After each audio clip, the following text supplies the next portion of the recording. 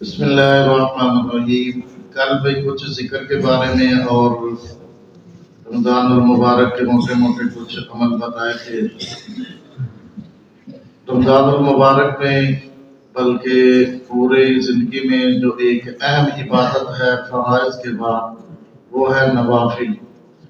نوافل کے ذریعے انسان کو اللہ کا قرب ملا کرتا ہے۔ حدیث قدسی ہے کہ اللہ جل شانہ فرماتے ہیں کہ نوافل کے ذریعے بندہ میرا قرب حاصل کرتا ہے۔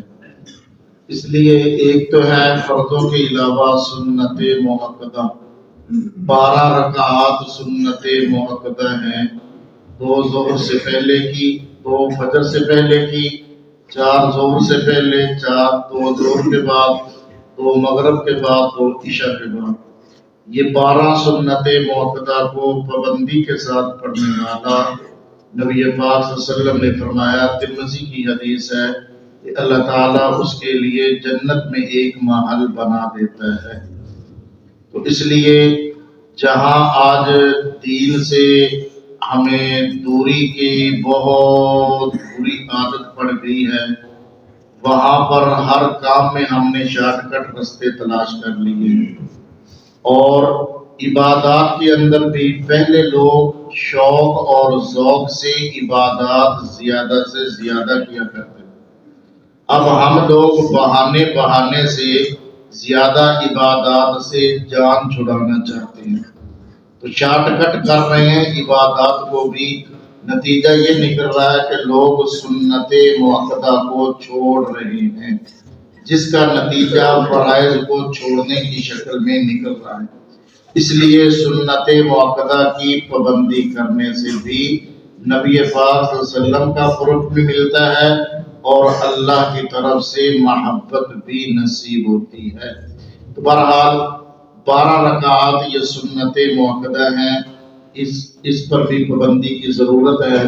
اس کے علاوہ نوافل ہیں، ایک تو نمازوں کے ساتھ ہیں، اس کے علاوہ تہجد کے نوافل ہیں، اشراق کے نوافل ہیں، سنن زوال کی ایک حدیث آتی ہے ترمذی کے اندر۔ اسی طریقے سے مغرب کے بعد کے اوابین کے نوافل ہیں، 6 سے لے کر 20 تک کی تعداد آتی ہے، اور نماز تراویح ہے، رات کو قیام اللیل، اس کو قیام اللیل کہتے ہیں، رات کو کھڑے ہونا، لفظی ترجمہ اس کا یہ بنتا ہے اردو میں۔ تو یہ قیام اللیل کے تحت رات کی عبادات جو ہے وہ تمام کی تمام آ جاتی ہیں۔ تو ان عبادات کے ذریعے انسان کو اللہ کا قرب بھی حاصل ہوتا ہے، اور جو فرضوں میں کمی کوتاہی رہ جاتی ہے، کل قیامت والے دن اللہ تعالیٰ اس سے پوری فرمائے گا۔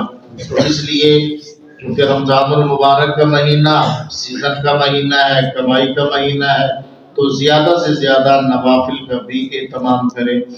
اس کے ساتھ ساتھ جو بھائی کیونکہ رمضان کے ماحول کی برکت سے بہت سے لوگ مسجد میں آنا شروع کر دیتے ہیں جو پورا سال نہیں آتے، اسی طریقے سے عبادات کا شوق پیدا ہو جاتا ہے، تو جو زندگی میں نمازیں رہ گئی ہیں، قضا ہو گئی ہیں، چھوٹ گئی ہیں، ان کو ادا کرنے کی فکر کرنی ہے اور ان کی ترتیب بنانی ہے۔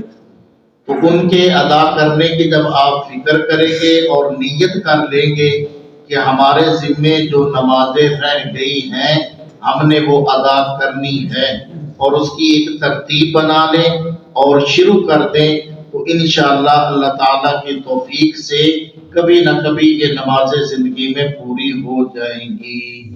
اگر نہ بھی ہو سکی، آپ نے ادا کرنا شروع کر دی تھی، اس حال میں اگر موت بھی آ جاتی ہے تو اللہ کی رحمت سے امید ہے کہ اللہ کے ہاں باز پرس نہیں ہوگی، اللہ پکڑ نہیں کرے گا کہ چلو میرے بندے سے کوتاہی ہو گئی، اب اس نے دوبارہ پڑھنے کا ارادہ تو کر لیا تھا نا، پڑھنا شروع کر دیا تھا، تو اللہ جل شانہ اسی پر ہی نظر کرم فرما دیا کرتا ہے۔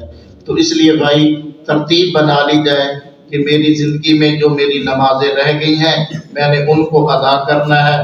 ایک جیب میں پینسل اور کاغذ رکھ لیں، جہاں اور آپ حساب کتاب کرتے ہیں وہاں پر یہ بھی ہو جائے۔ دن کے اندر سال کے پورے 365 دن کم و بیش 360 لگا لیں تو یہ گنتی کے اندر آ جائے، اور ہر دن میں 5 نمازیں ہوتی ہیں، اور اس کے ساتھ ساتھ وطروں کی بھی قضا ہوتی ہے، تو 6 چیزیں ہو گئی۔ تو ہر روز جو ہے وہ ایک نمبر کے اندر 6 نمبر لکھ لیں، یا ظہر، عصر، مغرب، عشاء، وطر لکھ لیں۔ اب جو ہے رہا مسئلہ نیت کا، تو نیت یوں کرنی ہے کہ اے اللہ میرے ذمے جتنی بھی فجر کی نمازیں ہیں ان میں سے میں پہلی کی قضا کرتا ہوں۔ اللہ اکبر۔ جب وہ ہو جائے اس پر آپ گھنٹہ لگا دیں۔ اب اے اللہ میرے ذمے جتنی ظہر کی نمازیں ہیں میں ان میں سے پہلی کی قضا کرتا ہوں۔ اللہ اکبر۔ زبان سے کہنا بھی ضروری نہیں ہوتا، دل کے اندر نیت ہونی چاہیے، دل کے اندر ارادہ ہو کہ میں یہ نماز قضا کر رہا ہوں، جو میری قضا ہو گئی ہے وہ میں ادا کر رہا ہوں۔ تو اس طریقے سے آپ چلیں گے تو انشاءاللہ کبھی نہ کبھی 15 سال کی زندگی کی ویسے ہی عبادات معاف ہیں، کیونکہ شریعت کی نظر میں 15 سال اور اس کے بعد آدمی بالغ تصور ہوتا ہے۔ نابالغ بچے پر شرعی احکامات مقرر نہیں ہیں، اگر کرے گا تو اجر و ثواب ہے، عادت پڑ جاتی ہے۔ تو جب 15 سال زندگی کے پہلے نکل گئے، اس کے بعد آپ سوچیں کہ میں نے پابندی سے کب نمازیں شروع کی ہیں، اب درمیان میں جتنے سال رہ گئے ہیں ان کی ترتیب بنا کر جو ہے وہ شروع کر دے، انشاءاللہ کبھی نہ کبھی تو یہ ادا ہو ہی جائے گی۔ اللہ تعالی ہمیں سمجھنے کی، عمل کی توفیق نصیب فرمائے۔